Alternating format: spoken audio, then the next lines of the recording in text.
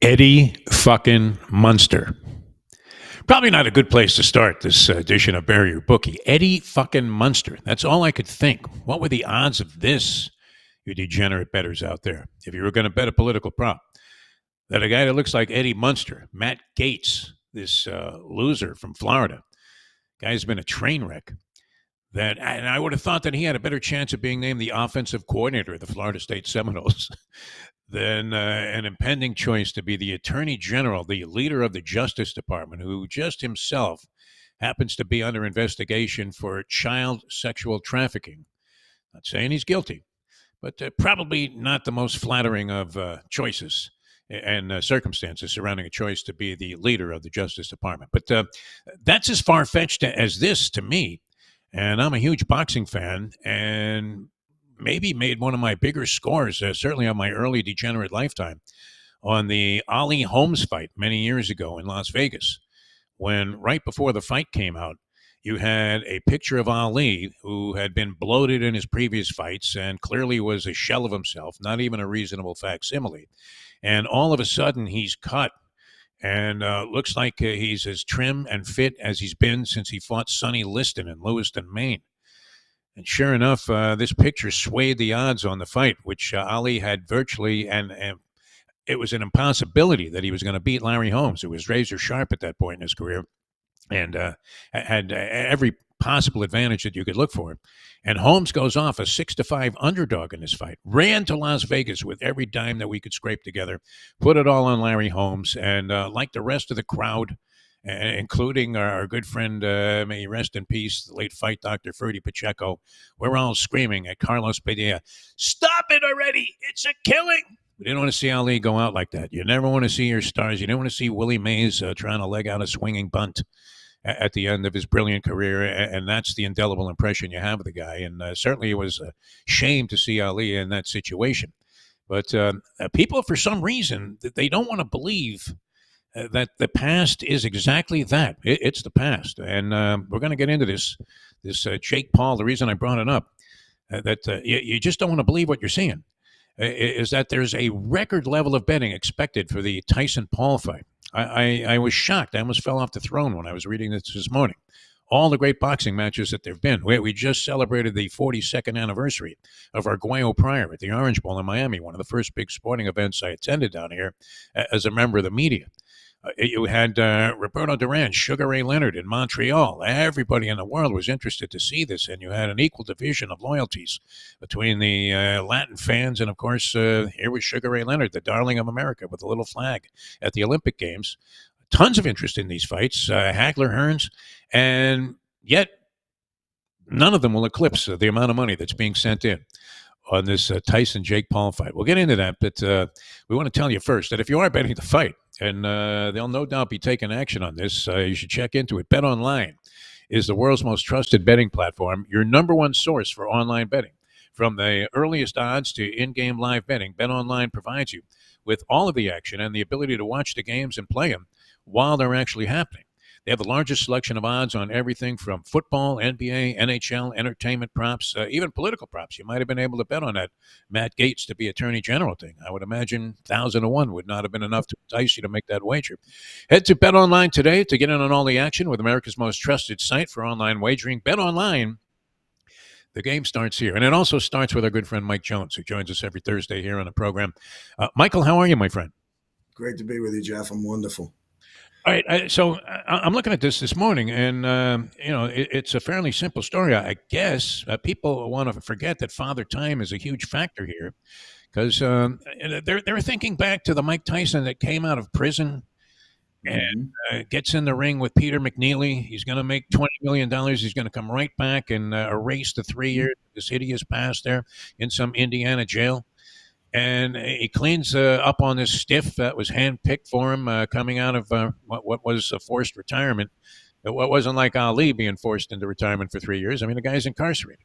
Comes out, he's hungry as he possibly can be, and he takes care of business. But that was in like 2000, I mean, like the 80s. What are we talking?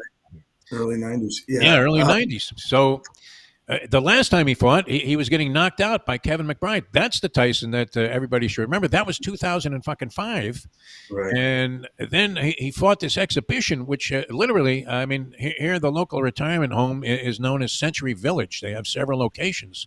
And if you went to their Christmas Day dance, that would be the pace of that Roy Jones Jr. exhibition against Mike Tyson, two bloated guys that did virtually nothing. How is it possible, Mike Jones, in your opinion? I don't know if you're a boxing bettor, because I great success betting boxing. It's a sport where you can kind of sense the upset, where there are often overwhelming favorites, and they routinely prevail. Every now and then, you can sense the upset coming. That was the case. Big long odds had to be like 25, somewhere between 25 and 40 to 1. But when a little short, fat Mexican guy, a heavyweight, who really fit the description of a heavyweight. He looked like Butterbean Esh with the Latin blood in him. And that was Andy Ruiz. Yeah. And he fights Anthony Joshua, a monster, and ends up winning at 25 to 1. But you could have actually made a little bit of a case for that. You can see these things. I mean, you're getting a long price for a reason, but you can spot these upsets every now and then. Or maybe in a close fight, you have a strong opinion about who's going to come out on top. But in this case, Jake Paul versus Mike Tyson. What would be your interest in betting this fight? Just to see Jake Paul get his head blasted off and go away finally? The young people are all into this. They're sending it in. This is going to be the biggest fight ever bet at BetMGM. So where I look at this is the popularity of, the influencer of today. So here's a guy who's an influencer. You watched him do every little crazy thing online, from TikTok to every single Instagram, whenever he was putting his stuff up. And then now he gets into boxing, and there are people think he's kind of talented. He's beaten a couple UFC guys. He's not the worst fighter I've ever seen. No. And so yesterday, ironically, I'm flipping through a boxing guy, talked to him, who they've had issues. He's got a female fighting on the undercard. Yes. And him and Paul have gone at it. And when I listened to him talk, he said he's an average fighter. And he got insulted. Paul got insulted when they went back and forth about it. When he was explaining himself off camera, trying to edge, he tried to, market the fight a little bit, trying to get him going. But he goes and talks to this other podcaster, and I hear him say, an average fighter to a guy who's only fought 5 years is really good. He's a heck of an athlete. He doesn't understand why Mike's even in the fight. So he was predicting a Paul win, which surprised me, because I'm watching the guys work out. He is the favorite, though. He's like a 2-to-1 favorite. Yeah, so which is amazing, because the money's coming in on Tyson. 59% of the money is being bet on Mike Tyson. So here's where I look at this. The popularity of the fight is, it's not a $100 buy. It's a Netflix buy. A subscription to Netflix for $13 a month will get you. Are all of your friends calling you? Because I think they did away with this, where you can send your subscription and allow a friend to sign on. Yeah, I'm not sure how that works. I know, because I've had 12 calls already today. Oh, really? Yeah.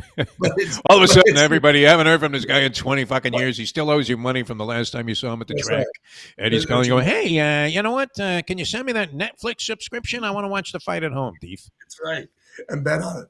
But yeah, so that's why I think why this is getting so popular. And plus, everybody's so familiar with his 15 million followers, Jake Paul. So I think that's where it's coming. And where's boxing's big fight?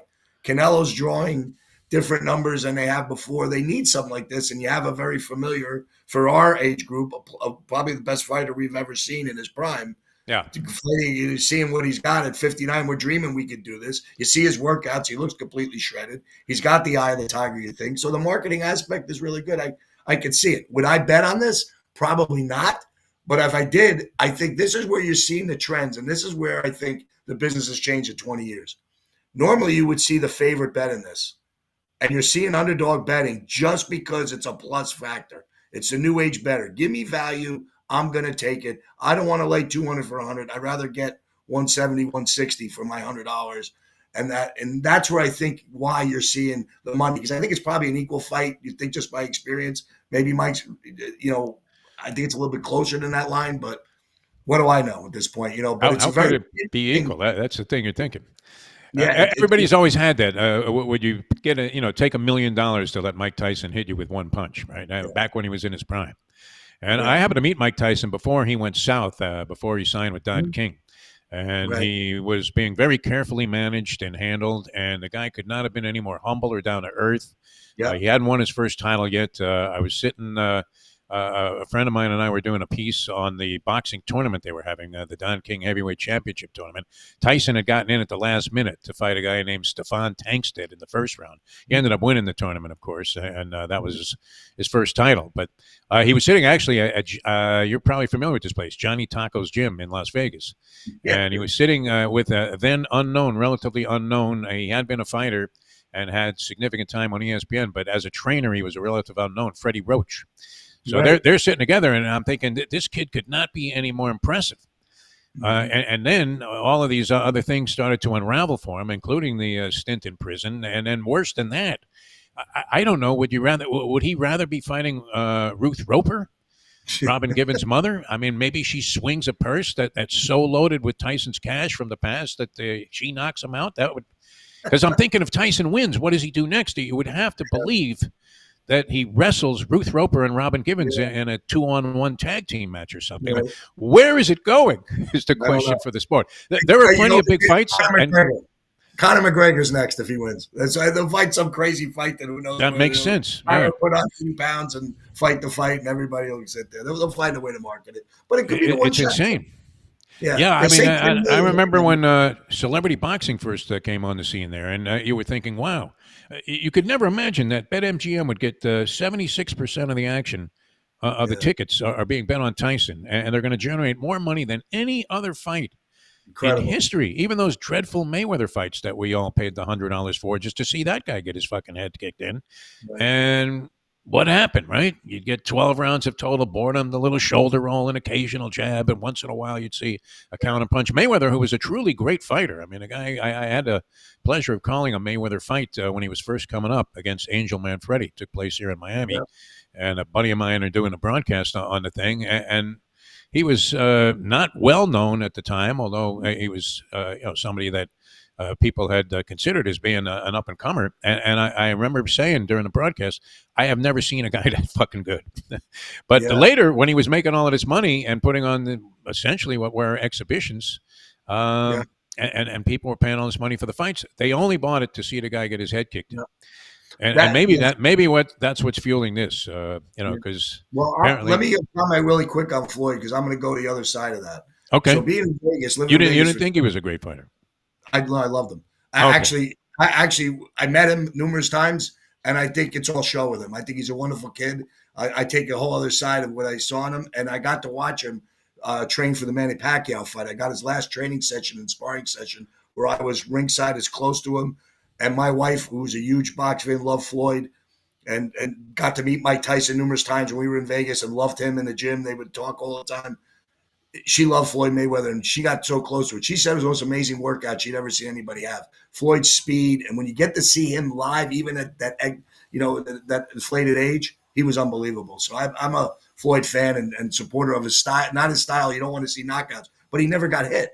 I mean, when I can remember being in California for the Arturo Gatti fight, thinking Arturo was going to hit him and didn't have a chance, didn't get close to him in 6 rounds and got destroyed. And I was like, wow, Arturo had all that momentum was coming on. And, and I knew him from New Jersey. And it's like, wow. Great guy, by the way. Yeah. This is insane. Yeah. But he was like a club fighter, an elevated club fighter by comparison to the elite abilities and athletic ability of Floyd Mayweather. So, but those last fights were all boring. We'll see if this thing ignites any kind of a spark. I'll be watching, and it's going to be an interesting watch. Sure. You know what? I can't miss it now that I've seen that it's going to generate more money. We were just talking about this on another show. One of my first big sporting events I was covering here in South Florida when I moved here in the early 80s was 1982. We just celebrated 42 years Arguello Pryor at the Orange Bowl. One of the best fights you'll ever see. Tremendous, yeah. I mean, we got to know Alexis a little bit before the fight.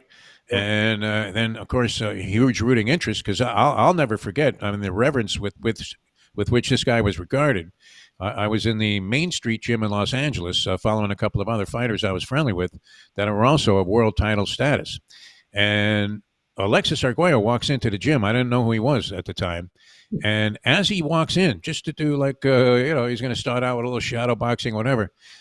There were like 8 world champions at a time where there were only 2 alphabet soup organizations and 13 divisions. 8 world champions in the gym at least, and they all just stopped in reverence and Yeah. saluted Arguello as he walked to the ring. He had that level of ability. But yeah, that's always going to be a controversial thing. Even that didn't generate the amount of action No. that this is going to No. do. Jake You Paul, know, real Mike quick, if I Tyson. may add this, MMA now is the number 2 bet sport in our country. Is that So if right? you really look, it is. And if you look at that, that tells you that they're craving the fight game is craving maybe a new type of game and some kind of elevated boxing match. And even though this is kind of not in the full lines of a world class boxing match, I think the attention should make boxing think harder how they're going to market fighters and maybe get them closer to getting back in the game. Because this is really not the fight that anybody would really want to see from a boxing skill level, but for an Well, entertainment you value. got a 60-year-old guy in there. I mean, I think about that for a second. When George He's still Foreman came back, 60. We're 60. He's not. I mean, come on. I look at him like he's still Mike from exactly, 1986. because people forget that the past has transpired already, and you're not getting Right. that old spark. It's kind of like going back to your first wife and thinking it's going to Yeah. work this time. It just Yeah. doesn't. I mean, so So the there's a best is lot behind lost us. in between. Our losing weeks are behind us, and we're going to get to the winning weeks now. So then maybe we can think Yeah, forward. Like, I mean, we'll try to make some calls. You have an interesting matchup tonight. I don't know if you want to get into that or yeah, make it we'll one of get your into picks, but just curious to see because people have been it. writing. I think we were all writing the Eagles last week here on the show. Yeah. That was a big pick, and they covered the point Yeah. spread rather handily. It was never really in much doubt that game. Yeah. But interesting matchup tonight with, or as my good friend Al Bernstein always said, an intriguing matchup tonight. The boxing Yeah. announcer, speaking of boxing. Yeah. Eagles 3.5 I have over the Yeah. Commanders at home on a Thursday night. What do you think, Mike Jones? Love these short weeks. Love the division game in a short week. I think the rivalry here is probably the next game is even going to be bigger because this is where the division's going. Winner of this gets an edge up for the division. You got to like Philly's experience at home in this game. I like dogs in division games, and in this particular game, I think they should have won last week, even though they kind of outplayed a little bit against Pittsburgh. I think the short week and the little lull that you have that the Dallas game was a little bit disappointing for Philly. Maybe they sit a little bit on their high horse coming into this. I think it's a close game, field goal either way. I like Washington, and if I can give you one other one, I like it, which I bet is the Barkley over yards prop. I think what we're seeing, and I brought this up, a couple weeks ago, that I think that Saquon Barkley is adding something to this locker room. I think all of a sudden things are settling in there. They're getting to know him. He's making their offensive line better. I thought they would really struggle with the loss of Jason Kelsey. He is making plays in the run game and overall in the offense to maybe disguise this a little bit. I think he's this good of a talent watching him as a diehard Giant fan for the 6 years he was with us.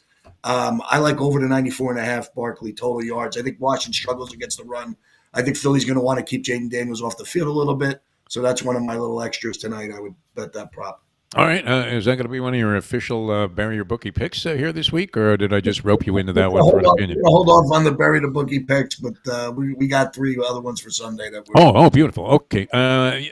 Interesting aspect of this game to watch, too, is Jaden Daniels has been magnificent.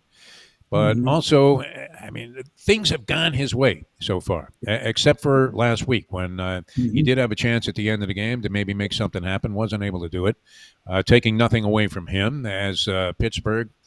We figured that was going to be some kind of toe-to-toe bloodbath, and it essentially was.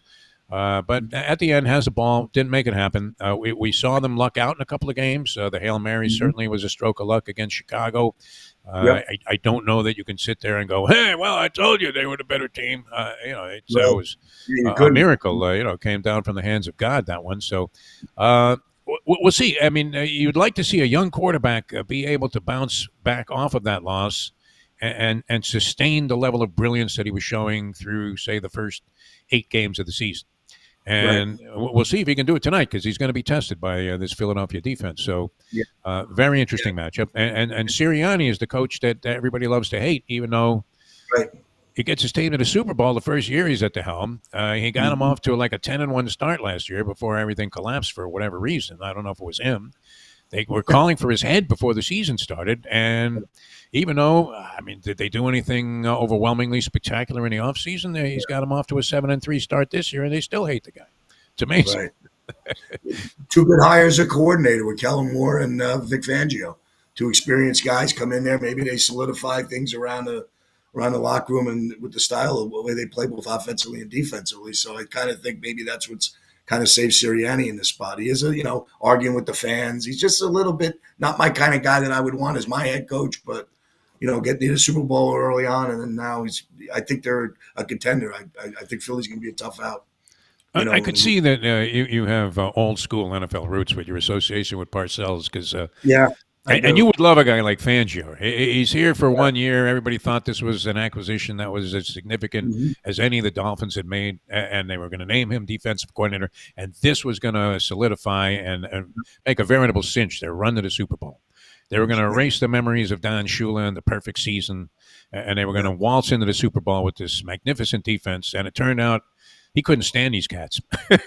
Yeah. A whole different breed of athlete. He wanted nothing to do with them. He was more like a drill sergeant type, and they were very cavalier in his opinion, kind of like your guy Stevenson there from the Chicago Bears that you were No. railing on a couple of weeks ago. Look what And he's done to that team. Look at what he's yeah, done to that team. He scored a touchdown since, and you'll hear something from me a little bit later on that team as we get into the weekend games. But yeah, it's just like look what's happened in Chicago since all this. The coordinator's gone. That Hail Mary might have been a bigger play than we ever think when we look back at what's happened in the isn't Bears that franchise. amazing how that could Yeah, decide your career? Something yeah, as marginal as that. yeah, And everything swings because of the weight, the magnitude, even in a 17 game season. yeah, One game isn't quite as crucial as it used to be with the added game. And when they make it 18, you can incur a couple of these really bad losses. But yeah, remember, I mean, in the past, that kind of thing could absolutely just yeah. crush your entire year. All right, let's get Yeah. into some games here, Sure. Mike Jones. The people want action, and that's what All we're all right. about here So, on Bury Your Bookie. So this is our good friend Mike Jones. And what are you looking at this week? all right. So we're going to go with three games. We're going to start with a thing I usually don't like to do, but they are just so impressive. So Jacksonville runs into Detroit. They're laying 13 is the number I took it at earlier in the week.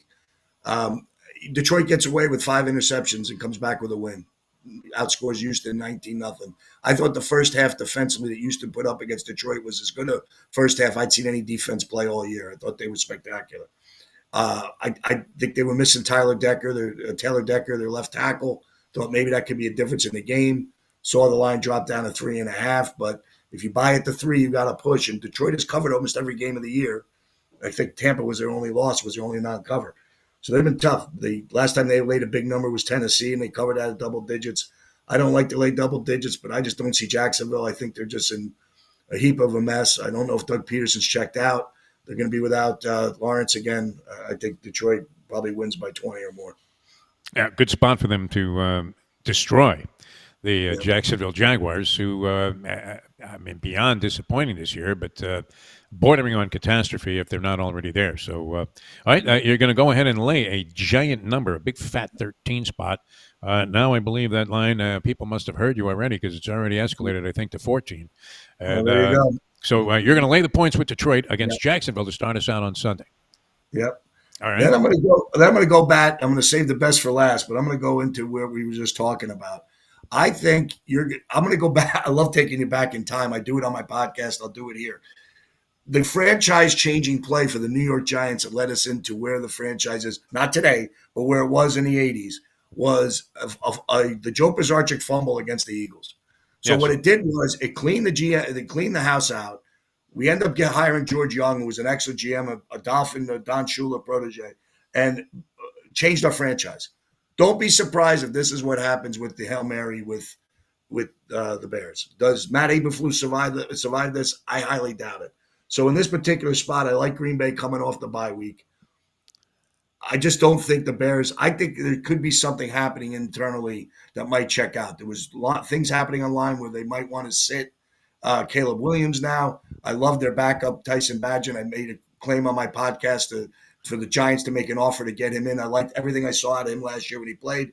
Do the Bears want to make that kind of move and try to hold back his, where he's going to be for his future? They don't want to go through all these problems that they're going through. But it's scary that a team hasn't scored a touchdown since that Hail Mary. And so I like Green Bay off the bye week. Jordan Love got a chance to get healthy. I think they put their hammer down. I think they have to keep up with Detroit. I think Chicago's reeling a little bit. So I think if it doesn't go over a touchdown and stays where it was 6 when I took it. So I would think Green Bay would be a side there. Yeah, Chicago. I mean, you talk about being unable to score, literally. I mean, these guys could go to a P. Diddy freak-out party and still not be able to score. And that's the way it's gone. So, and that's pretty extreme, I guess, as an example. We used to use the Heidi Fleiss pool party, but it's too old of a reference here. Yeah. Could walk in with like fucking Charlie Sheen and still not be able to score. That's a tough offense. It was interesting. Speaking of offense, too. I don't know. Did you see that thing? The big controversy with Eberfluss. He was on his own coach's show Yeah. on a Chicago radio station, and he's got a lousy cell phone connection. We used to call it in the business cell phone crap out. It was our most feared enemy and gremlin that you could possibly run into in broadcasting. Cell phone crap out. And so his phone's crapped out a couple of times, and finally they get him back on, and the announcer says, the host of the show, he says, hey, your cell phone connection is the only thing that's worse than your offense. Oh, my God. To which Eberfluss abruptly ended the interview. All of a sudden, you heard, and then he hung up the phone. That'll do it. I think he's lucky. That line, I think, opened at 3 and a hook, and it jumped out at me when I first saw the line come out on my preliminary perusal theory. Now 5 and a hook, I think, is where it's at. So you like Green Bay in that spot against a reeling Bears. Again, I don't. I'm not a really continuing. I'm going to take a third favorite here today, which I really don't like. But the Dogs were solid last week. This is Chalk City coming up. All right. Yeah, coming up. But I got to go to the biggest game of the day. We're watching all these horrific teams. I follow one of them very closely. It gets hard on you, but why not get ready for the 4:25 game with Buffalo hosting Kansas City? I think this is a bigger game than people think. I know that Josh Allen has had a little more up and down season as you would have thought, but I love what he's done to take this team to an 8-2 record. I don't know where the wide receivers. I heard Coleman might not play again. I don't know if Cooper's coming back. I think they need all guns ablazing in this game. But I watched a lot of that, in a couple of replays of that Kansas City Denver game last week, and they are struggling on the edges blocking for Mahomes. And I think you get into a certain situation where you're playing a team that had your best of you in the regular season, and now you're struggling on the edges. Where I think is one of Buffalo's. The best part of their defense is what they're doing coming off the edge. Their front's been playing very well. Struggled with them last week with Indianapolis. I thought you're seeing the results of that with Joe Flacco getting benched. Had Indianapolis, I thought they'd keep it close, and I lost that game. I like Buffalo in this spot. I don't like betting against Patrick Mahomes, an underdog. I know that's like probably a 35% win play betting, going against them. But I think this particular spot, I just like Buffalo in this spot. I think you're not going to see a team go undefeated in this day and age. I don't think this Kansas City team, although they're fantastic defensively, and their special teams are great coming up with the block field goal. But if there's a spot they're going to get popped, the odds maker's telling you by making Buffalo a favorite in this game that this might be the spot. I think it's going to be a tough game. Kansas City took Buffalo's heart last year. We all know what happened in that divisional game back in when they lost with 11 seconds ago in the game, got it to overtime and lost. I like Buffalo a lot in this game. This is probably my play of the weekend. It's kind of like back in the day when they had the 15-round fights, and maybe you thought you were way ahead on points, but your guys started to get knocked around in the 11th. Yeah. And then you got to the 12th, and it got worse, and the 13th, and then you're thinking, hey, they're going to have to stop this thing. It does look like the streak is going to come to an end, the way Kansas City has been staggering through a lot of these games, including last week. I mean, we were talking about it earlier this week on the show. Imagine you have Denver on the money line. And you've already popped a champagne cork and are planning. You're on the phone with your buddy who can squeeze you into the restaurant at the last minute on a Sunday night. And next thing you know, the thing gets fucking blocked. You got to be kidding me. And our good buddy Mike Westhoff, who I don't believe was with the team, he had a medical issue, is in charge of the special teams there for Sean Payton. And he would be horrified to think that there was a detected weakness somehow that was exploited by Kansas City in blocking that kick. But they've been narrowly escaping. I'm with you on this. I don't know, even with the compromised situation with the receivers for Buffalo. Buffalo at home in this ball game, and Kansas City been on the ropes, not just on the road. Good spot maybe to go ahead and lay 2 and a hook, not too much to bear. Thinking the Bills could win this by a field goal. And I'll throw one thing out. One of the guys that I talked to adamantly who's a successful gambler says, you know what, you got to analyze the psychology of the game as much as you analyze the line or the play or what you think. So he's a big psychology guy. Where does the factor that Mahomes and Kelsey's houses were robbed? I mean, does that take anything out of? More a sign from the gods of gambling, I believe. Yeah, Mahomes is sitting there making a statement like he's a law enforcement saying we were under investigation. I can't really speak to it because it's just ongoing investigation. Yeah. And I'm listening to him, and he looks like dumbfounded. I'm saying, Plus, he probably figures it's an inside job. Until you're asking, answering questions about being robbed. Yeah. Do you take does it politicize being robbed? Like, where is it going? So maybe there's a little bit of distraction here for Kansas City, and with a 3-game lead in the division. Maybe this game isn't as big as maybe Kansas is making out to be, but it's on Buffalo's radar. So that's why I went last week with Indianapolis because of that and struggled. But Buffalo's finding ways to win games, and I think their personnel is underrated. No one had them going this far this year. Everybody thought they were going to be down with the losses, the injury to Matt Milano early on in the year. Now all of a sudden, this team's coming together, and I really like the way they're rushing the passer. I thought they put a lot of pressure on Flacco, causing the mishaps and the turnovers. And now I look at this particular game where Mahomes really struggled last week, moving around the pocket. He was running for his life, taking hits. I think the same thing might happen again this week if Kansas City doesn't shape up their offensive line play on the edges. Also, perhaps a sign from the gods of gambling that because their homes were burglarized, that maybe they get robbed by the officials for a change. Yeah. Where they've been the luckiest team. So something to consider from the occult. All right. So we have a sea of chalk here. Detroit laying 13. You had it at. Could be higher now, and might be a little riskier if it's 2 touchdowns plus. But Detroit minus 13 on the Mike Jones card. Green Bay minus 5 and a hook, and the Bills minus 2.5. A Chalk City parlay that'll get you 6-1 or so. How do people get your information, Mike Jones? We're on picksforprofits.com, and more importantly, we're on the Big Gunner podcast, where you can hear a little bit about gambling and a lot about the New York Giants.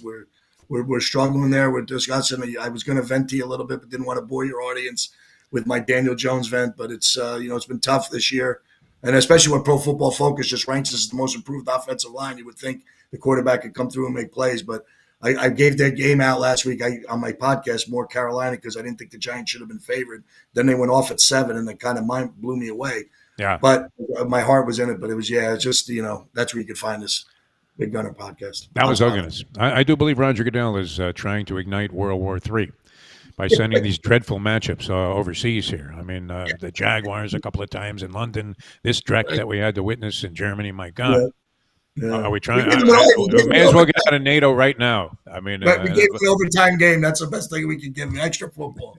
Unbelievable. Yeah, more of this crap. All right, Mike. Always a pleasure, my friend. Good stuff. And good luck. I know you're gonna. I think you're gonna send in a little taste on Mike Tyson in this thing. I am. I think they lured you in. They did. All right. Sounds good. All right. Thanks, my friend. Always a pleasure. Mike Jones, ladies and gentlemen, joining us here on Bury Your Bookie. We have to run. We'll get more into that Tyson-Paul thing. I don't know what kind of coaching analysis that you can have on this. I mean, you have a guy that made himself into a boxer. He's not the worst I've ever seen. I had the privilege, and you can Google this, and it'll be worth a look, people, if you're a fan of the show, or even if not. I actually was on the call of the fight that was deemed to have featured the worst boxer ever. So all you have to do is Google worst boxer ever, and it'll pop up. It's a guy named Joe Smith. He's fighting at the Sun Dome in Tampa, Florida, on a Phil Alessi promoted card against a guy named Tony Mosco, who was a rugged-looking young Italian stud who was in the Alessi stable. So it was clear who was going to win the fight. And it's the most hysterical half a round of boxing. It wasn't even half a round. It lasted about 30 seconds. But it's the most hysterical thing you'll ever see. So Joe Smith, worst boxer ever. Check that out. Paul is far from that. But going against a 58-year-old Mike Tyson, no matter how cut he looks, I'm thinking it all goes back to, as I said, we ran to Vegas with every dime we could get together to bet on Larry Holmes against Ali because the public was deluded into thinking that Ali was back to being his original self. Father Time, nobody beats him. I think maybe Paul comes out with the victory. All right, we will see you next time. We'll see you tomorrow. We'll have the professor with us. He's trying to redeem himself. He's having a rough season on college football, but you have to keep punching. So we'll see if you can turn this thing around tomorrow on the next edition of Bury Your Bookie.